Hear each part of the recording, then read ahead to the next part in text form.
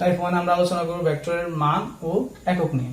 তো সাধারণত বাইরে বলো তো মোটামুটি ভেক্টর প্রকাশ করা হয় কিভাবে, তোমরা কলেজ লাইফে জানছো। এই যদি একটা ভেক্টর হয় তার উপর একটা আমরা ভেক্টর সাইন দিব, তার পরিবর্তে আমরা লিখবো, মনে করো আমরা একটা লিখলাম এ এক্স আই, এ ওয়াই লিখলাম, যে এ জেড কে লিখলাম। তো এখানে আই জে কি ভাইয়া, আই জে কি হচ্ছে, আই জে কে হচ্ছে তোমাদের তোমরা জানো মোটামুটি, সেগুলো হচ্ছে আয়ত একক ভেক্টর কি ভেক্টর। তো জিনিসটা থিওরিক্যাল অংশে আছে, আর এটা আমরা ক্রস গুণ ডট গুণের ক্ষেত্রে আবার একটা কাজ আছে, তখন আমরা জানবো। আর এই যে আই এ এক্স হচ্ছে আই এর সহগ, এ ওয়াই হচ্ছে জে এর সহগ, এ জেড হচ্ছে কে এর সহগ। তো জিনিসটাকে আমরা যদি একটা 3D কোঅর্ডিনেট সিস্টেমের মধ্যে আমরা স্থাপন করি, এক্স লিখলাম, এক্স প্রাইম লিখলাম, Y Y prime, Z Z prime. তো এখানে যে এ এক্সটা আছে না, এটা এখানে আমি বলি এখানে আই এর মান হবে সবসময়, আইটা হবে আপনার ধরো এখানে আই হবে তোমার এক্স অক্ষের মধ্যে, ঠিক আছে, আই আয়ত একক ভেক্টর হবে এক্স অক্ষের মধ্যে, জে হবে ওয়াই অক্ষের মধ্যে, আর কে হবে জেড অক্ষের মধ্যে। হ্যাঁ, তো জেড অক্ষের মধ্যে আমি প্লাসের দিকে দিলাম, আপাতত মাইনাসের দিকে হবে। তো এখানে যে এ এক্স মানটা, এই আই এর সহগটা এই কোঅর্ডিনেটসে বসবে, ঠিক আছে, এ এক্স হবে, তারপর হবে এ ওয়াই এ বসবে এখানে, এ জেড বসবে জেড অক্ষের মধ্যে। ব্যাপারটা বেসিক জিনিসটা একবার দেখাই দিলাম, তো একটু ক্লিয়ার মতো বোঝার চেষ্টা করো। তো যদি আমরা বেসিক জিনিসটা যাই, তাহলে আমরা মোটামুটি একটা ভেক্টরের বা ভেক্টর একটা এক্সাম্পলে চলে যেতে পারি। মনে করো আমরা একটা ভেক্টর লিখলাম, এই ভেক্টর সমান সমান লিখবো এখন, আমরা একটা সি ভেক্টর লিখি, সি ভেক্টর সমান সমান লিখবো আই বাই, এই ভেক্টরটা দেওয়া আছে। তো এই ভেক্টরটা এখন আমরা বলতে পারি কি, আই এর সহগটা যদি 5 হয়, তার মানে এটা এক্স অক্ষের মধ্যে অবস্থিত, ওয়াই এর সহগ হচ্ছে 2, এটা হচ্ছে ওয়াই অক্ষের মধ্যে অবস্থিত, আর এটা হচ্ছে 4 জেড অক্ষের মধ্যে অবস্থিত। তো এটা হলো ভেক্টরের মান। তো ভেক্টরের মান প্রকাশ করতে আমরা তিনটা আয়ত একক ভেক্টর ব্যবহার করে থাকি। তো এখন আসলে আমরা ভেক্টরের একক নিয়ে আলোচনা করি। ভেক্টরের এককটা জিনিসটা কি, জিনিসটা একটু ক্লিয়ার করি তোমাদেরকে। যদি আমি এই ভেক্টরের একক ভেক্টর বের করতেছি, এ ভেক্টর ভাগ এ ভেক্টরের মান, সেটাকে আমরা মডুলাস দিতে পারি, অথবা লিখতে পারি আমরা এ ভেক্টর ভাগ শুধু এ, ঠিক আছে। তো এখন একটা প্রশ্ন আসে ভাইয়া, একক ভেক্টর বাইর করতে হলে আমরা এই ভেক্টরের মান লিখছি, তো মানটা আমরা কিভাবে বাইর করবো, তাই তো। তো মানটা বাইর করার জন্য একটা সূত্র আছে, সূত্রটা হচ্ছে এরকম, মান দুটো বাদ দিবা, আই এর সহগ স্কয়ার প্লাস জে সহগ স্কয়ার প্লাস কে সহগ স্কয়ার, এটা হচ্ছে এই ভেক্টরের মান। অর্থাৎ এটা কিসের মান বলতো ভাইয়া, এটা হচ্ছে তোমার ওই যে বলতে পারো এটা হচ্ছে মডুলাস অফ এ এর মান। তো এখন দেখো আমরা দুটো एग्जांपल করব, দুটো एग्जांपल। প্রথম एग्जांपलটা জার্মান ইউনিভার্সিটিতে আসছে 18-13 সালে, আর এটা পরেরটা হচ্ছে চট্টগ্রাম ইউনিভার্সিটি আসছে 2002 সালের দিকে। তো দেখো প্রথম প্রশ্নটার মধ্যে একটা ভেক্টর মান দেওয়া আছে, বলছে ভেক্টরটির মান, সরি একটা ভেক্টর দেওয়া আছে, ভেক্টরটির মান কত। তো আমরা মানের সূত্র কি জানি বলো তো তোমরা, মানের সূত্র থেকে আমরা জানি রুট ওভার হবে, রুট ওভার হবে যে আই এর সহগ স্কয়ার প্লাস জে সহগ স্কয়ার প্লাস কে সহগ স্কয়ার দিলাম। খেয়াল করো তো পরবর্তী লাইনে আমরা এটা লিখতে পারি কিনা, 3 square plus 4 square plus 12 square. এই পরবর্তী লাইনটা লেখার একটাই মাত্র কারণ, সেটা হচ্ছে আমরা প্রথম লাইনটা চাইলে বাদ দিতে পারি। কেন বাদ দিতে পারি বলো তো, দেখো এখানে তোমার প্লাস থাকুক বা মাইনাস থাকুক, সে প্লাস হবে যেহেতু স্কয়ার আছে, এখানে মাইনাস আছে, মাইনাস মাইনাসে প্লাস হয়ে গেছে, এখানে প্লাস ছিল প্লাস হয়েছে, অর্থাৎ আই আমরা প্লাস মাইনাস দিকে না খেয়াল করি, যে 3 আছে 3 স্কয়ার লিখে দিব, 4 আছে মাইনাস করে দিয়ে খেয়াল করার দরকার নেই, কারণ এটা অমিট হয়ে যাবে। তো 4 স্কয়ার লিখলাম আর 12 স্কয়ার লিখলাম, তার মানে কি আমরা এই লাইনটা আপাতত শুধু বোঝানোর জন্য তোমাদেরকে দেখাইছি, বাট এটার কোনো প্রয়োজন নাই। তো দেখো এখন আমরা এটা ক্যালকুলেশন করি, ক্যালকুলেশন করলে কি আসে দেখো তো ভাইয়েরা, এখানে আসতেছে 9, এখানে আসতেছে 16, আর এখানে আসতেছে 144, টোটাল যোগফল করলে আমরা পাই এখানে 169। তো এটা হচ্ছে 13। তো দেখো তো 13 একটা आंसर আছে, সো আমরা বলতে পারি C is the correct answer. গেল আমাদের एग्जांपल 1। এখন আমরা एग्जांपल 2 আসি। একটা ভেক্টর আগের মতো দেওয়া আছে, এই ভেক্টর বলে এটা স্বকীয় মান, মানে সহজ কথা মান বাই করতে বলছে। চট্টগ্রাম ইউনিভার্সিটিতে আসছিল। দেখো আমরা আগের মতো ডাইরেক্ট একটা লাইনে চলে যাব, তো বেশি পেঁচানো দরকার নেই। সলিউশনের মধ্যে আমরা আসি, ডাইরেক্ট আমরা লিখব √3² প্লাস 4²। দেখো আমি প্লাস 4² লিখছি, যে মাইনাসটা লেখা দরকার নেই, কারণ সেটা ওমিট হয়ে যাবে। দেখো কত আসতেছে তাহলে এখানে 9 প্লাস 16 আসতেছে, তাহলে কি √25। √25 মান কত? 5। তো এখানে কারেক্ট आंसर হচ্ছে 5। তো এখানে আমি কারেক্ট आंसरটা দিয়ে দিলাম। তো এটা ছিল আমাদের আজকের एग्जांपल টাইপ 1 এর। তো দেখো আমরা একক ভেক্টর নিয়ে আরেকটা एग्जांपल করি। এই যে এখানে আমরা একক ভেক্টর এর আমরা কি জানি, যে ভেক্টরটি ভাগ ভেক্টরটি মান, ঠিক আছে।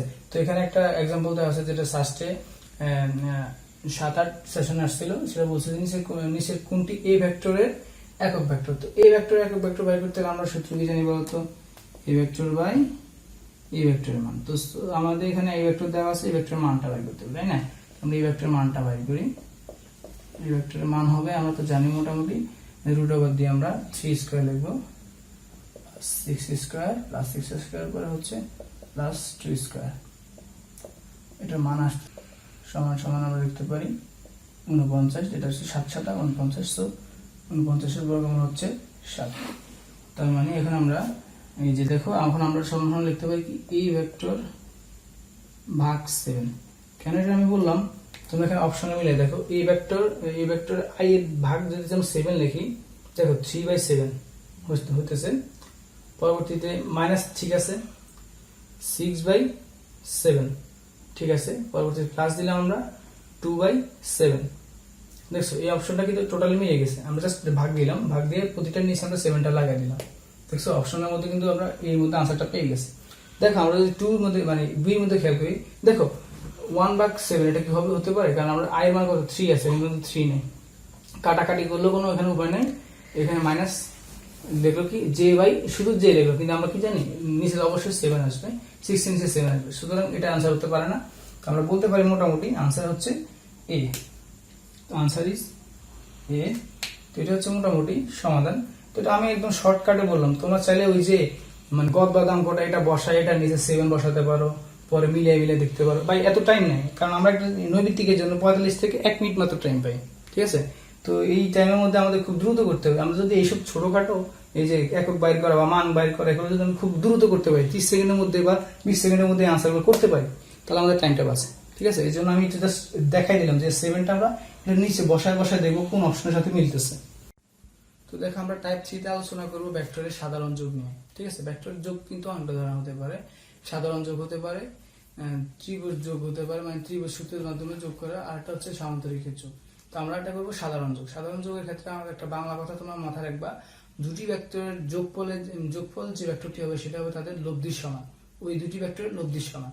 যে দুটো ভেক্টর পাবো আমরা, সেই দুটো যদি যোগ করি, তাহলে যে ভেক্টরটা নতুন পাচ্ছি সেটা হচ্ছে তার ওই আগের দুটো ভেক্টরের লব্ধির সমান। দেখো আমি নোট করে দিলাম, বাংলাটা কথা লিখছি, এই জিনিসটা তোমরা মাথায় রাখবা। আমার যে কথাটা একটু আগে বললাম, দুটি ভেক্টরের যোগফলের সৃষ্ট ভেক্টরটি ওই দুটি ভেক্টরের লব্ধি। তার মানে আমরা বলতে পারি কি এ ভেক্টর প্লাস ভি ভেক্টর যদি আমরা করি, সেটা যে ফলাফল আসবে, মনে করো সি ভেক্টর আসতেছে। তো এ আর বি ভেক্টরের যোগফল যে সি ভেক্টর, সেটা হচ্ছে এ এবং বি ভেক্টরের লব্ধির সমান, অর্থাৎ যোগফলটা হচ্ছে তাদের লব্ধি। তো মোটামুটি এই জিনিসটা তোমরা শিওর হতে পারো। এখন দেখো আমি যোগটা বোঝাচ্ছি, যোগটা খুব ইজি জিনিস, আমরা একটা এক্সাম্পলের মাধ্যমে বোঝাচ্ছি। তাহলে জিনিসটা একসাথে দুইটা কাজ হয়ে গেল। একসাথে তো হয়ে গেল, আমরা জগন্নাথের প্রশ্ন সলভ করতে পারলাম, আর একসাথে আমরা যোগটা ক্লিয়ার হয়ে গেলাম। দেখো জগন্নাথের সেটা 8 এবং 9 সালে আসছিল প্রশ্নটা। তো তারা বললো দুইটা ভেক্টর দেওয়া আছে, এ এবং বি ভেক্টর, ঠিক আছে। এ এবং বি ভেক্টর দুইটা ভেক্টর দেওয়া আছে, তার যোগ করতে হবে। পরে বলতেছে তার মডুলাস। মডুলাস মানে কি ভাইয়া? মডুলাস মানে হচ্ছে মান, অর্থাৎ এ আর বি ভেক্টর আমরা প্রথম বাইর করব। বাইর করার পরে ওই দুইটা ভেক্টরকে আমরা ভেক্টরের মান বাইর করব। তার মানে প্রথমে আমাদের কাজটা হচ্ছে কি ভেক্টরটি যোগ করা, ভেক্টর দুইটিকে যোগ করা। তো আমরা সলিউশন লিখতেছি, দেখো সলিউশনের মধ্যে আমরা লিখি A vector plus B vector, ঠিক আছে। তো এই ভেক্টর প্লাস বি ভেক্টরের মধ্যে আমরা যে জিনিসটা করব সেটা হচ্ছে যোগের ক্ষেত্রে আমরা প্রথমে আই দুইটা দিয়ে খেয়াল করব। দুইটা ভেক্টর আই কে আমরা যোগ করব। প্রথমে কি করব? দুইটা ভেক্টর আই কে যোগ করব। তিনটা ভেক্টর থাকলে সেই একই রকম হতো, তিনটা ভেক্টর আই যোগ করতাম। দুইটা ভেক্টর আই কে আমরা যোগ করে আইটা বসাই দেব। এটা হচ্ছে সূত্রের প্লাস। কি বললাম? সূত্রের প্লাস। পরবর্তীতে যে এর কাজটা করবো, যে সহগ দুইটা যোগ করবো আমরা, যে সহগ আছে 4 এবং 2, তো আমরা 4 প্লাস 2 লিখলাম, তারপর আমরা আবার যেটাকে বসাই দিলাম। তো দেখো এটা কিন্তু সূত্রে প্লাস, পরবর্তী দেখো কে সহগ কত -5, সেটা যোগ হবে, তো প্লাসে মাইনাসে মাইনাস হয়ে যাচ্ছে, সরি প্লাস হচ্ছে, ঠিক আছে, যোগ হবে কার সাথে, 3 এর সাথে, ঠিক আছে, 3 এর সাথে যোগ হবে।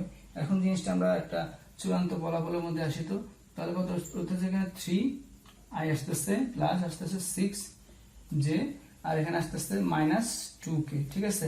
এটা হচ্ছে কি বলতো ভাইয়া, এটা হচ্ছে a প্লাস b ভেক্টরের মান। আমরা তাহলে সাধারণ যোগটা বুঝতে পারতেছি, সাধারণ যোগটা হচ্ছে কি, যখন দুইটা বা তিনটা ভেক্টর যোগ করি তাহলে ওই ভেক্টরের i এর সহগগুলো যোগ হবে, প্লাস হবে j এর সহগগুলো যোগ, পরে প্লাস k এর সহগগুলো যোগ। তো আমরা ফলাফলটা পাচ্ছি, মানে আমরা সাধারণ যোগের সংজ্ঞা থেকে আমরা মোটামুটি এই যে আমরা আনসারটা পাইছি। এখন আমরা এই যোগফলটাকে কি করব বলতো, প্রশ্নে বলছে যোগফলের মডুলাস, অর্থাৎ যোগফলের মানটা বের করতে হবে। তার মানে আমাদের অঙ্কে অর্ধেক হয়েছে, এখন কিন্তু আমরা এই আনসারের মধ্যে আসতে পারিনি। সো আমরা কি করতে হবে, এখন যোগফলের মডুলাস করতে হবে।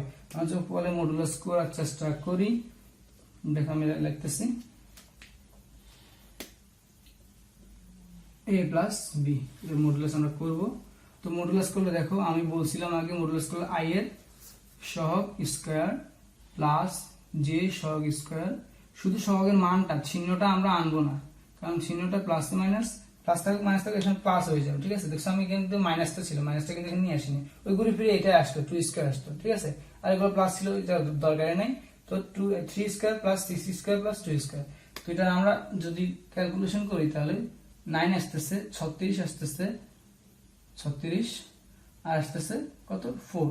তো এটা আমরা যদি টোটাল যোগ করি তাহলে আমরা পাচ্ছি এখানে 49 কত বর্গমূল বলো তো, 7 49 বর্গমূল হচ্ছে 7। তো বলতেই পারো এখান থেকে সহজে আনসারটা হচ্ছে কত, 7। So this is the answer. তো আমরা আজকে ক্লাস 2 এর মধ্যে, মানে দ্বিতীয় ক্লাসের মধ্যে আমরা আলোচনা করলাম দুইটা টাইপ নিয়ে, একটা হচ্ছে ভেক্টরের মান এবং একক, আর আমরা জানতে পারলাম মোটামুটি যে ভেক্টরের সাধারণ যোগটা। এখন আমরা নেক্সট ক্লাসে করব ভেক্টরের ত্রিভুজ সূত্র, যেটা কিনা ঢাকা ইউনিভার্সিটির জন্য খুবই গুরুত্বপূর্ণ জিনিস। সো আশা করি তোমরা নেক্সট ভিডিওটা মিস করবে না। আর যদি ভিডিওটা ভালো লেগে থাকে অবশ্যই সাবস্ক্রাইব করবা, লাইক কমেন্ট দিয়ে আমাদের পাশে থাকবে। আরেকটা কথা বলে দেই, সেটা হচ্ছে আমাদের আগে ভিডিওটা পেতে আমাদের আই বাটনে ক্লিক করতে পারো, অথবা ডিসক্রিপশন দেওয়া লিঙ্কে দেখতে পারো। আর একটা জরুরি জিনিস, সেটা হচ্ছে প্র্যাকটিসের ব্যাপার। তো আমরা এখানে তো কয়েকটা এক্সাম্পল দিচ্ছি, আরো এক্সাম্পল আছে যেগুলো আমরা আমাদের ফেসবুক পেজের মধ্যে পোস্ট করে দিয়ে দেবো।